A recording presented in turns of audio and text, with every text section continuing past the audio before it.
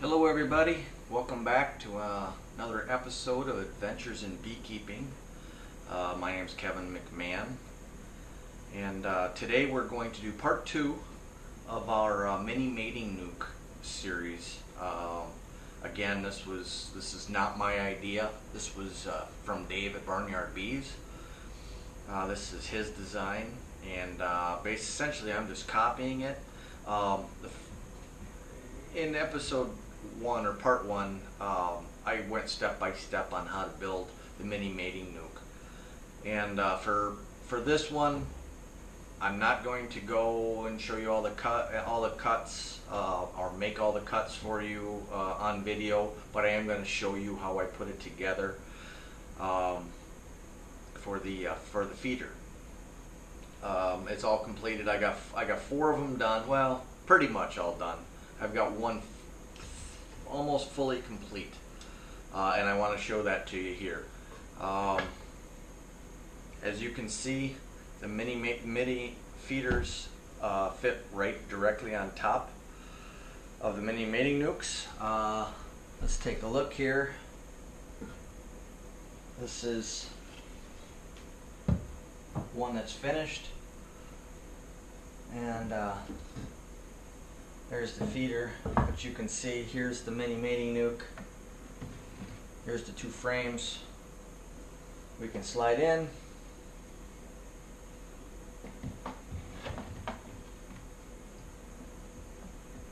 And essentially, just so you know, what you're going to be doing with these is this is a mating nuke for after you have created virgin queens. Now, whether the virgins are from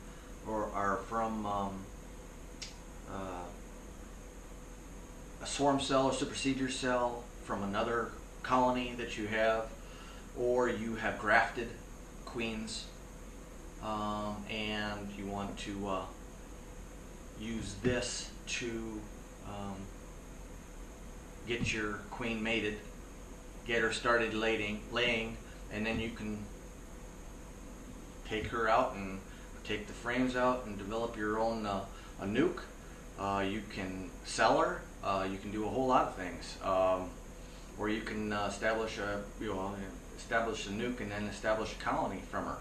And that's what I'm doing. I'm trying to create my own queens so that I'm not spending $35 plus shipping every time I need a new queen. I'm going to develop my own nukes from these, and I'm going to create bees for overwintering bees so that I can replenish what I lose over the winter with my double nukes. That's the plan, anyways. So this is the first step. It's winter time here. I made these out in my garage. Very, very cold out there this winter.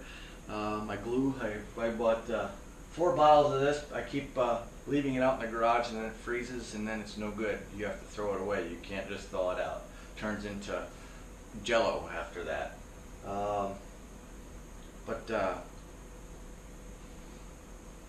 Springtime, late winter, that's when you want to start your projects. And I have a plan in place that I want to start doing these things. And the mini mating nukes was step 1. I have another. I have a local guy that I use. I bought a couple hives from him last year, boxes, and he makes his own boxes. So he's going to make me up the double nukes very reasonably compared to what I can buy them online. So for that, I'm going to him. For these, I tried my hand. Now, I don't have all the best tools like he does, all the best equipment. I don't even have a table saw, so I was kind of relying, and a lot of the things didn't come out exactly. I'm not the world's best carpenter. A little bit wobbly. These are beet nukes, so this isn't. I'm not building a room on the house or anything like that. So close enough for government work, as they say. But I just wanted to go over with you on the feeder. Like I said, I showed you in part 1, showed you how to build the mini mating nuke, and essentially the feeder is specific to these mini mating nukes, these two-frame mini mating nukes. Now, let's start off with just kind of the theory behind it here.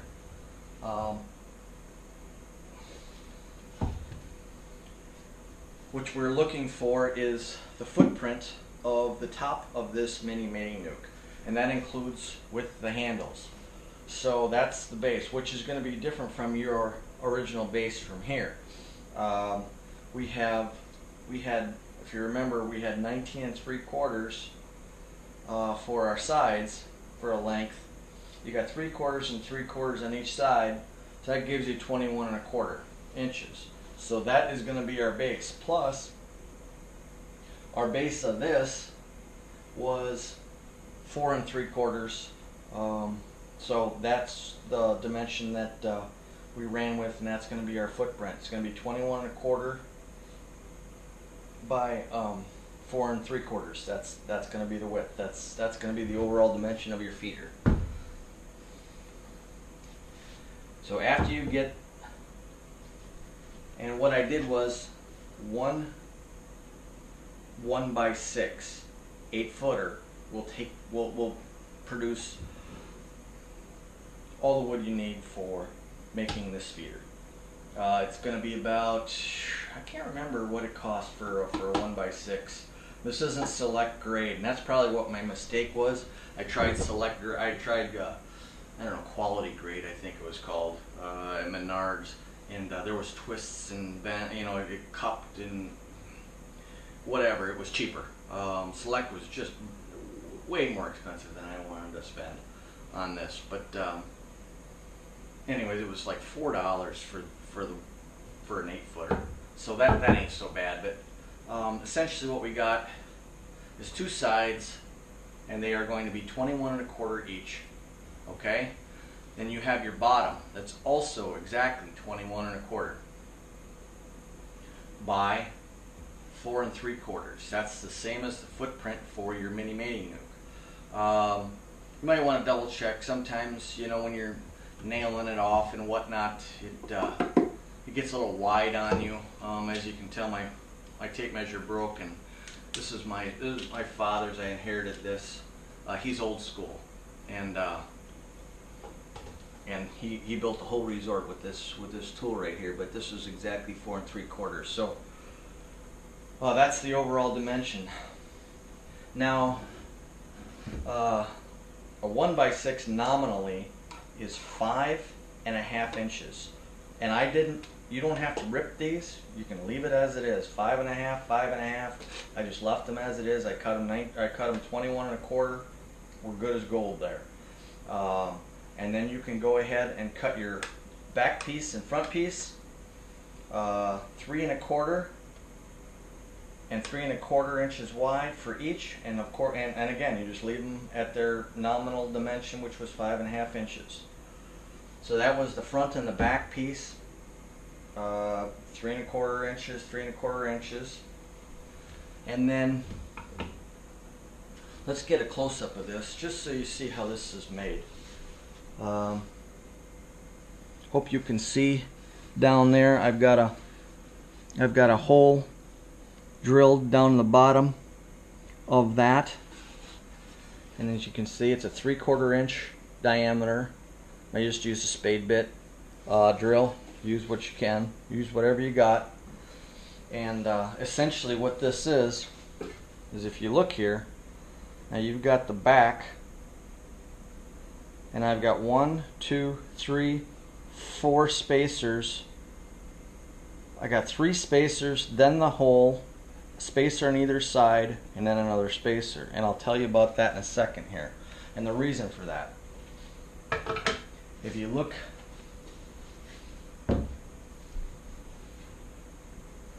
at your mini mating nuke, you've got this ear that you have to get past. Then you have the rest that these are sitting on. Let me see if I'll pull these out and you can see the rest.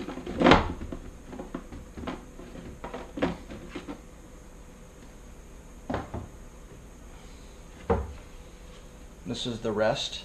So you have to get past this, and you want another space where you can put probably a 3/4 of an inch, then you can drill your hole so you're out over your frames.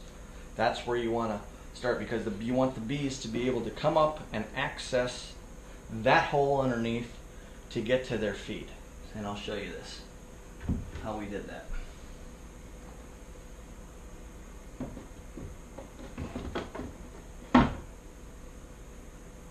Okay.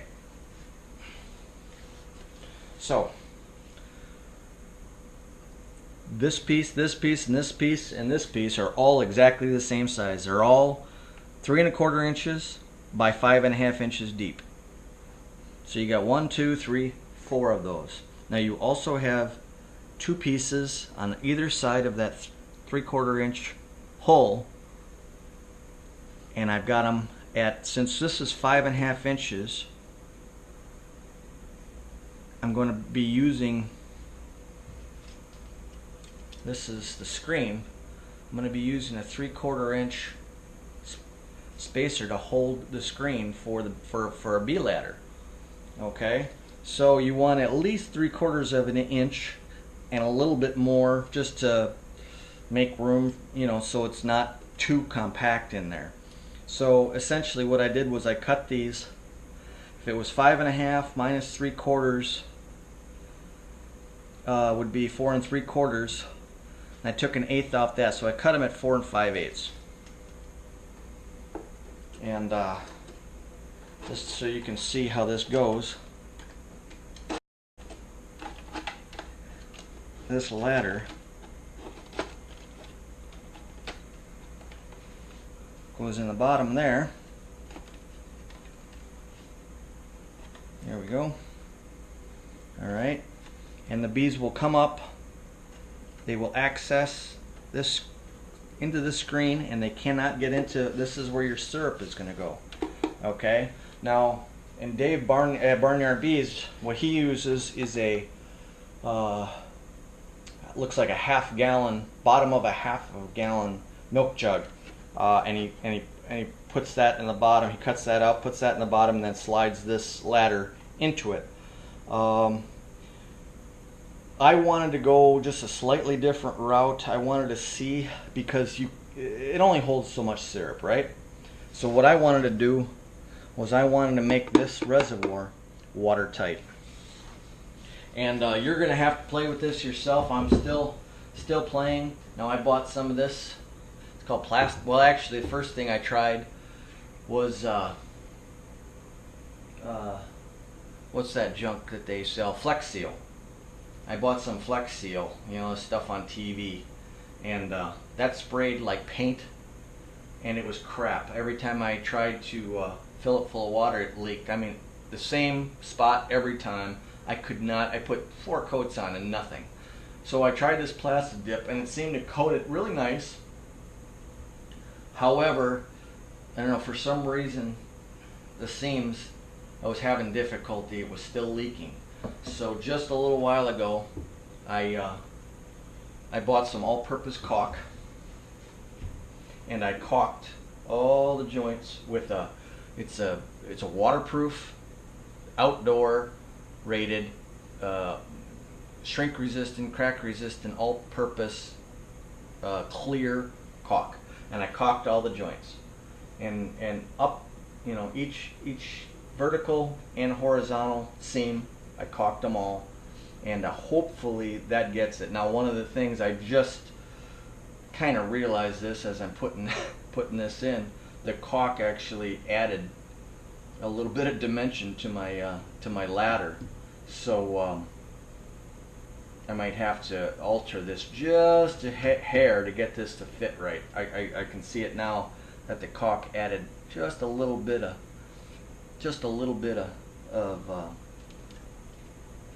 depth to it, so that it doesn't sit as flush as it did when I built it originally. So you just got to play with it. But anyways, as you can tell, you build these with, you have lots of scrap left over after trimming up, but these are 3/4 by 3/4 And this dimension right here, that's the 5.5 inch. 5.5 inch. You can go 4 7/8, or I mean, I should say 5 1/4 or something like that. So it doesn't come up exactly, but yeah, it's 1/8 of an inch less than 5.5. So 5 3/8 is what you want to cut it at. 5 3/8, and then this, whatever, 3/4 and 3/4. So you got 1.5 inches. So that's what that dimension is. So that's 1.5 inches, 5 3/8, 5 3/8, and then just staple it, and everything's stapled together and glued. So that's it in a nutshell. And then this just sits right on top. And I showed you how to make the cover last time, I believe, and the cover will fit either on this one, on this top, or if you don't need the feed, obviously migratory cover just slides on there. So that's it. If you have any questions, post them below in the YouTube video. It should be straightforward. Again, I want to thank Dave at Barnyard Bees for the idea. I'm just putting it together and showing a little bit more in depth than he showed in his video, just so you got all the cuts. I will post a cut list on the video.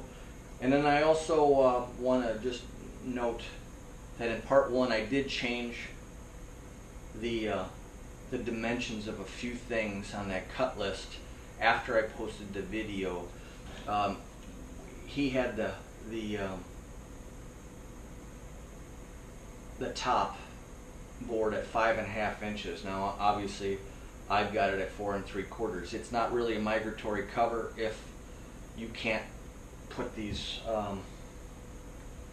nucs back to back or side to side and strap them down together, because that's kind of the whole intent, so that you can transport them. That's why they're migratory.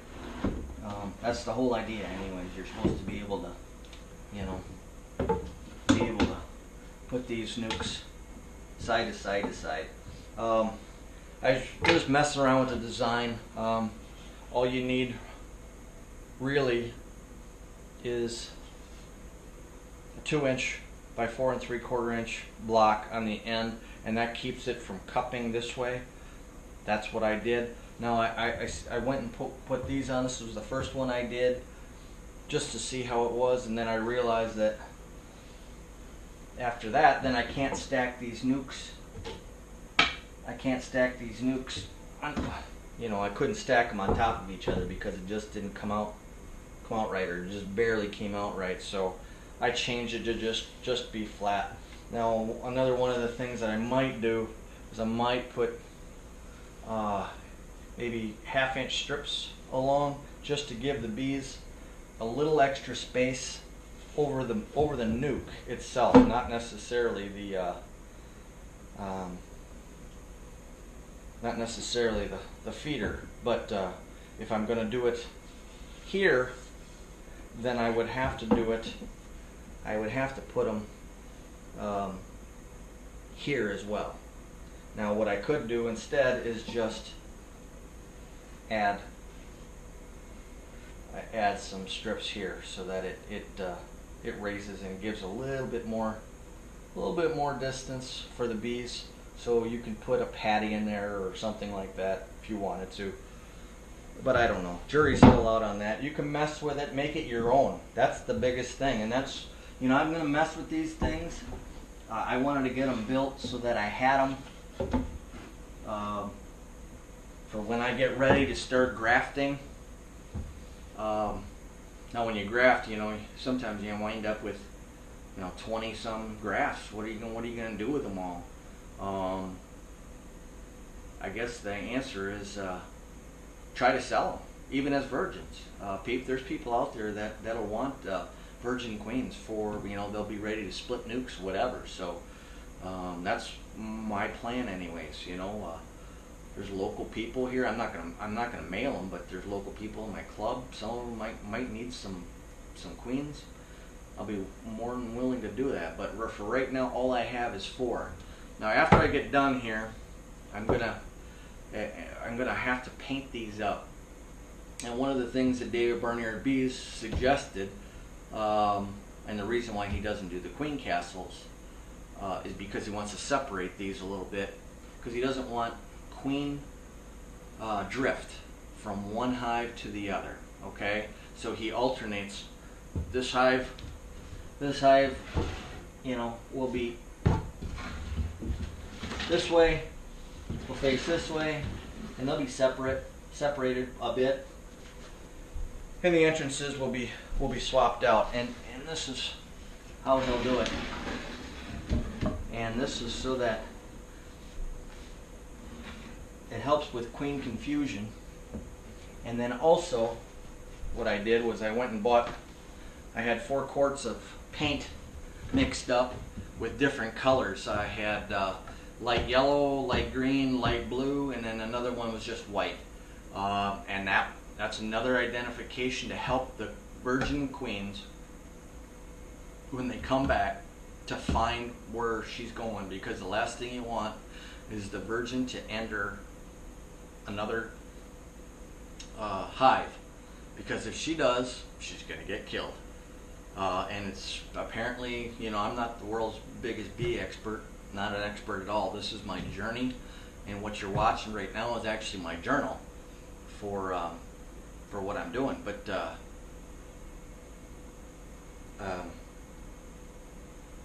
yeah, like I said, I don't know about queen drift and if it does it or not. But I'm not willing to really take the chance after going through all the trouble of grafting and splitting and all this stuff to find out that, you know, I got to give the queen every chance in the world to not go into the wrong hive. So if somebody tells me it helps, I'm going to try it.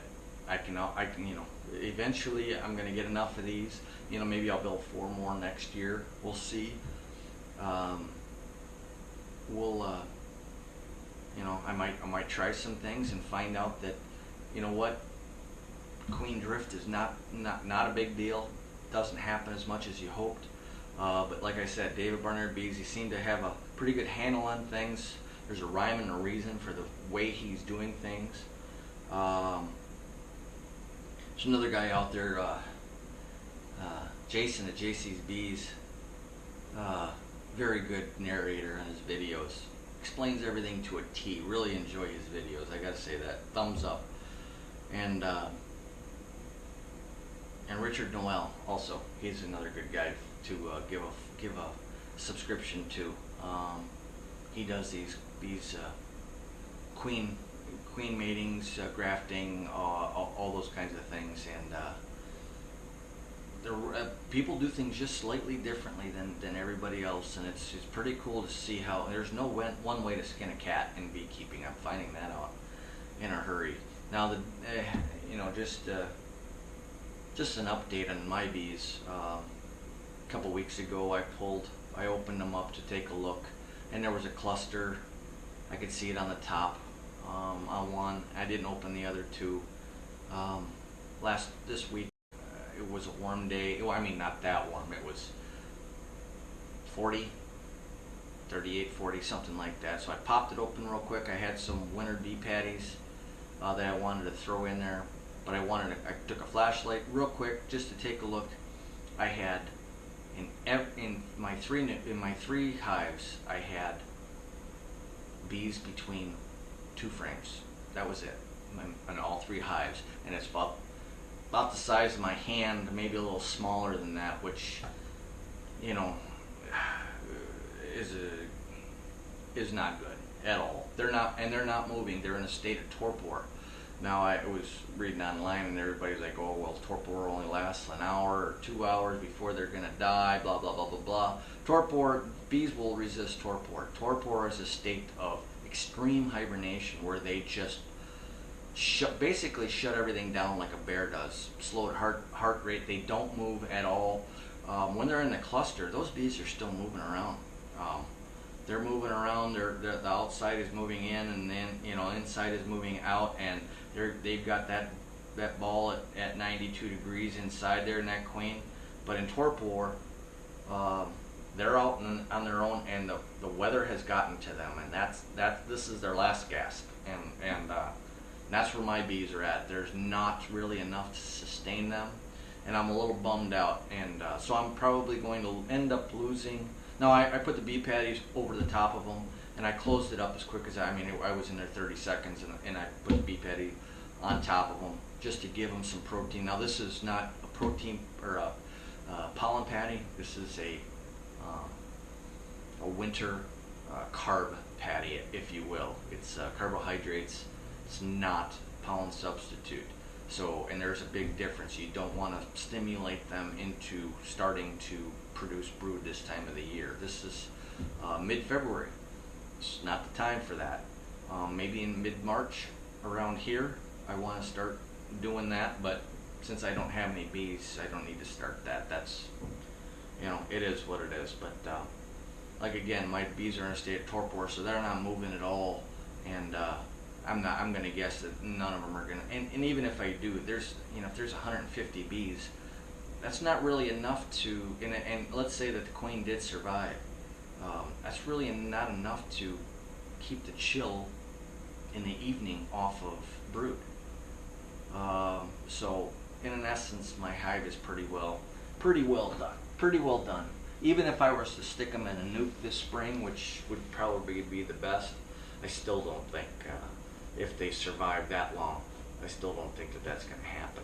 So that's another reason to do what I'm doing with these mini mating nukes, is to create my own queens, so that I can start my own nucleus colonies and grow bees, not for honey for this year, just bees, and bees for overwintering, and lots of them, so that I'm going to have bees to replace what I lose next winter.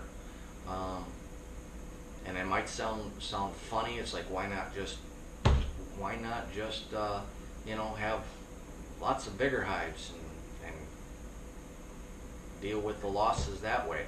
Well, nukes tend to, because they cluster together, they're a little tighter, they tend to survive a little bit better as far as that's concerned. This year I'm also planning to do another. I've been doing some research and listening to a lot of really intelligent commercial growers from the northern climates. Now, no offense to those down in the south, but I've got to really pay attention to the overwintering guys from the north. The overwintering bee guys in London and Australia and Alabama and Georgia. No offense to you, but what you guys do does not apply to us up here,